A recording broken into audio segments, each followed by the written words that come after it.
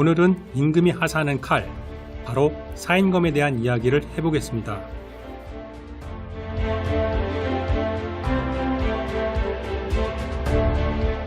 사인검은 무인을 상징하는 호랑이 인자가 4번 겹치는 인년 1월 1일 인시에 만드는 검으로 사악한 기운을 호랑이 기세를 빌려 만드는 특별한 칼입니다.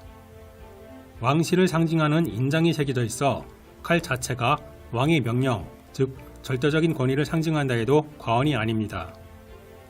2022년 올해를 이민년이라 합니다. 앞서 언급한 호랑이 인자가 들어가는 해로 12년 만에 돌아오는 사인검을 만들 수 있는 해이기도 합니다.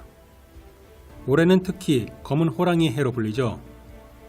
우리 조상들이 쓰던 날짜 표기 방식인 60갑자의 조합으로 60년 만에 돌아오는 흑호의 해입니다.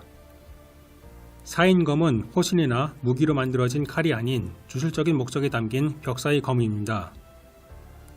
조선왕조실록에 의하면 사인검은 호랑이 해인 조선 태조 7년 무인년에 만들어졌다는 기록이 있습니다. 호랑이 해 인년 1월 인시는 오늘날의 새벽 3시에서 5시 사이의 시간을 말합니다. 2시간 남짓한 시간에 도공이 쇳덩이를 두드려 대략적인 칼날의 윤곽을 잡는 작업을 하는데요. 많은 태길과 과정을 놔두고 꼭 이 시간에만 단조 작업을 했던 이유는 순양의 기운을 칼에 깃들게 하기 위함입니다. 인년 1월 1일 인시의 조합은 사주팔자가 양의 기운으로만 이루어진 양팔통이 되어 순양의 시점이 이루어지는데, 이런 조합이 완성되는 시간에 쇠를 두드림으로써 양의 기운을 칼에 스며들게 한다는 의미가 되겠습니다.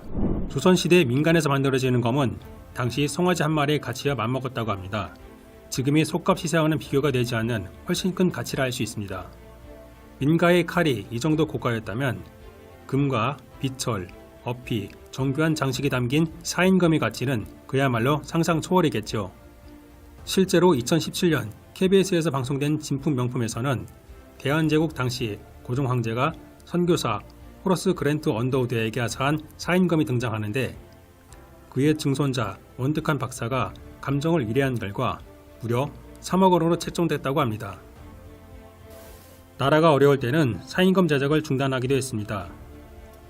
조선왕조실록 중종 37년 4월의 기록에는 흉년으로 도공을 모아 사인검을 만드는 것이 국가적으로 매우 낭비이니 임금에게 아뢰어 이를 멈춰달라는 신하들의 요청이 있었다고 합니다.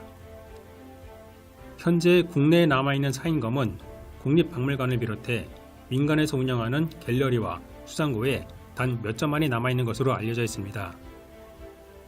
19세기 말까지만 해도 한반도에 사인검이 제법 존재했으나 외국인들에게 주술적인 의미로 인기를 끌면서 상당수가 외국으로 팔리거나 유출된 것으로 보입니다.